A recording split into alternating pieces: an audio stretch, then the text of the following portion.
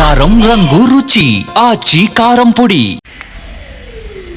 రేవంత్ ప్రభుత్వం 9292 ఎకర్స్ ఏదైతే ప్రభుత్వ భూములను కొన్ని దశాబ్దాల నుంచి ఇండస్ట్రీస్ కోసం అంటే పెట్టుబడులు ఇక్కడికి రావడానికి ఉపాధి కల్పించడానికి కొన్ని ఇండస్ట్రియల్ జోన్స్ని ఐడెంటిఫై చేసి గత ప్రభుత్వాలు ఏదైతే మరి భూములు ఇచ్చిండ్రో అందులో భాగంగా ఇప్పుడు ఇండస్ట్రీస్ మూతబడ్డాయి అనే పేరు మీద మరి రేవంత్ గారి ప్రభుత్వం ఆ భూములను తిరిగి తీసుకునే బదులు చాలా తక్కువ ధరల్లో కేవలం 30% SRO ఫీ అని చెప్పి ఈరోజు తక్కువ ధరల్లో కూడా ఆ భూములను అప్పజెప్పేస్తున్నది అని ఒక పెద్ద ఆధారం మౌలాలి ప్రైమ్ ల్యాండ్ మనకు ఐడియా నాచారం మౌలాలి దగ్గర నుంచి జస్ట్ మెయిన్ రోడ్కి ఇది సెకండ్ ప్లాట్ మాత్రమే.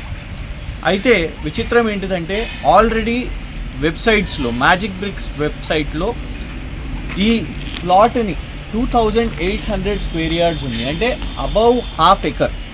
ఇక్కడ మెయిన్ రోడ్కి పక్కనే అని అంటే సుమారు మనం వేసుకోవచ్చు అంచనా 150,000 దాకా ప్రతి ఒక్క గజం ఇక్కడ వేసుకోవచ్చు. కానీ కమర్షియల్ ప్లాట్ అంటే ఇంకెక్కువ ఉంటుంది. కమర్షియల్ ప్లాట్ అంటే సుమారు 2 lakhs ఉండే ఛాన్స్ ఉంటుంది. అంటే ఒక 50 కోట్ల విలువ గల ఆస్తిని, ప్రభుత్వ ఆస్తిని ఇవాళ కేవలం 7 కోట్లకు దీన్ని వెబ్సైట్లో పెట్టినారు. అండ్ ఇంకొకటి గమనించాలి, దీని చుట్టుపక్కనంతా కూడా మీరు ఇక్కడ చూస్తే అక్కడ ఒక ఇండస్ట్రీ పనిచేస్తున్నది, వర్కింగ్ ఇండస్ట్రీ.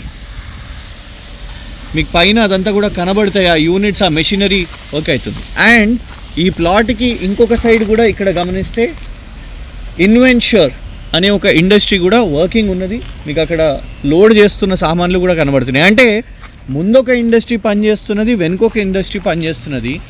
ఇక్కడ ఎలాంటి ఇండస్ట్రీ కూడా సెటప్ చేయలేదు. దీన్ని ఒక ఇండస్ట్రీ కన్నా ఇవ్వచ్చు, లేదంటే ఆపోజిషన్ డిమాండ్ చేస్తున్నట్టు ఆక్షనింగ్ అన్న పెట్టవచ్చు.